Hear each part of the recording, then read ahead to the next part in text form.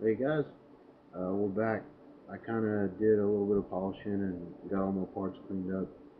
You can see kind of the before and after that, how before it'll look kind of dull and crappy, and then after you do it, real bright, real nice, real shiny. Don't take a whole lot of effort, just get a little bit of polish and put it on any kind of random little patch. One thing, whenever you're going to put polish in, make sure you shake it up because not only is it chemicals that polish, but if there's also some silicate abrasive, it's like a sand and it'll settle out if you have it sitting. So don't forget to shake it up and then get whatever you have, just rub it. It takes a little bit of muscle, like just, don't get lazy, go on and rub it until it's all shiny. It'll get there eventually, even if it does take a little bit of time. Then after you got that, it'll have like a white kind of filmy residue. Just get a like clean rag and then wipe the white residue off of it, and you'll have pretty shiny brass. Alright, let's start putting this thing back together.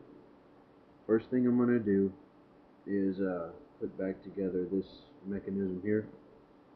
What you're going to need is your hammer and then a little piece that looks like, I don't know, it's got a little springy piece of metal on it, and it fits into your hammer.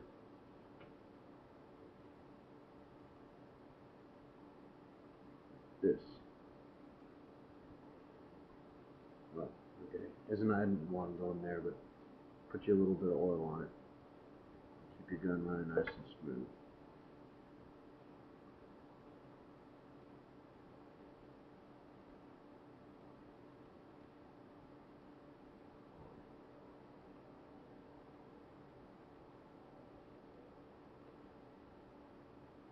Right. It's gonna go in there like that. I don't know how good my camera is, if you can see that. And it's real easy. Just kind of take your part, hangs down, and there's a slot right there. You can see it. Drop it down. You might have to compress that spring a little bit. Slide it all the way in, and your hammer is going to settle in just like that. See how that all goes together? It's not real difficult. Next thing you're going to want to put in is your little rocker arm, and this one's really easy because it has that bulge right there, comes out of the top right here in this little slot. So make sure the fork part is facing the rear of the gun, and then drop that little block down in there.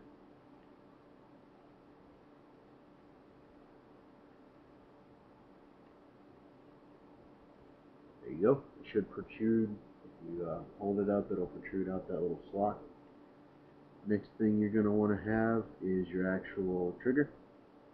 And there's a couple little ridges in here, little shears, and that's your half cock and full cock.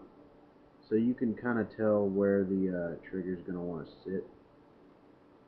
It's going to be, remember, it goes on, if you're holding the gun like you're going to shoot it, the trigger goes on the left side, so if you're holding it upside down, it's going to go on the right, and there's a nice little slot for it to fit in right there.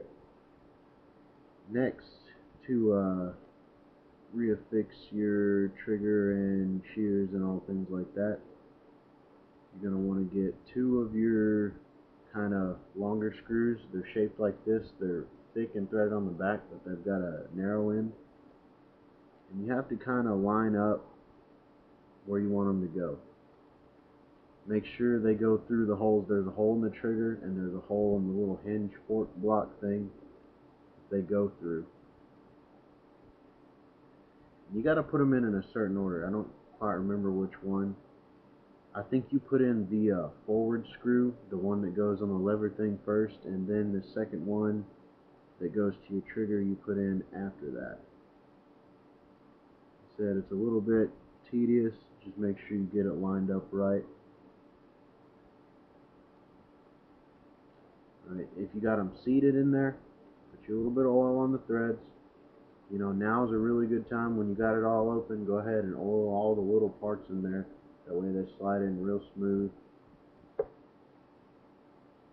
Go ahead and tighten those down with your screwdriver.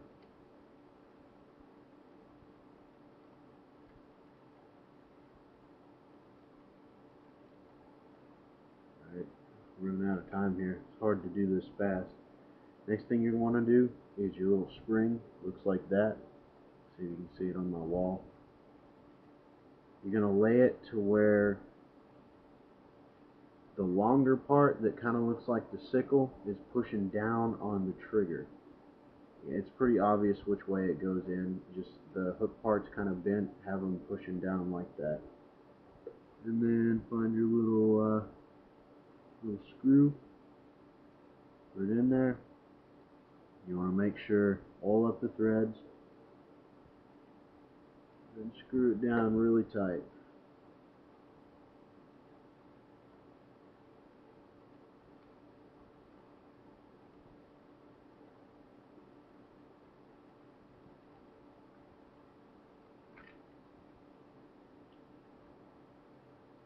Might take a little bit of hunting, but you'll get it eventually.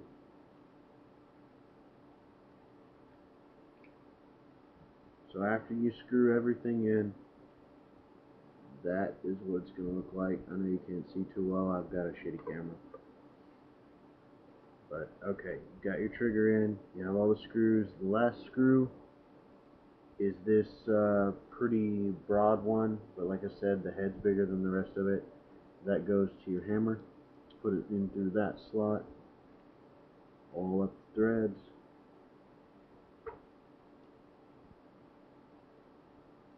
Screw it down.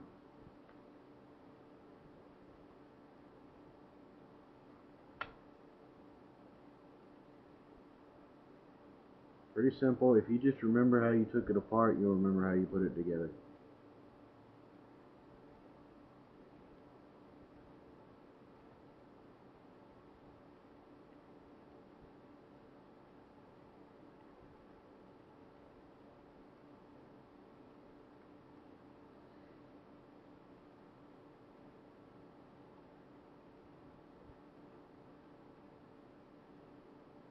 Alright.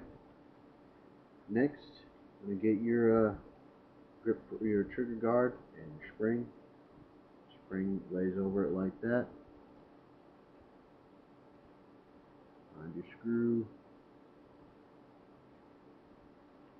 Make sure you got it squared off and level. It's really important the screw is straight up and down. You can kind of use the bottom of your trigger guard for reference to get it square. Alright.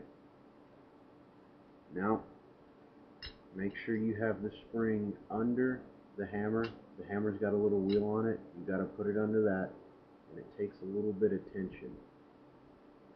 Hold it like this. Put your thumb through the trigger guard, and grab the rest of your revolver with your index and forefinger. Find the correct little screws. Line up the holes. Get it to fit in there. It's going to be a little frustrating. It's really hard to keep it tight and get the screws in. See, it pops off. It's going to take a little bit of practice.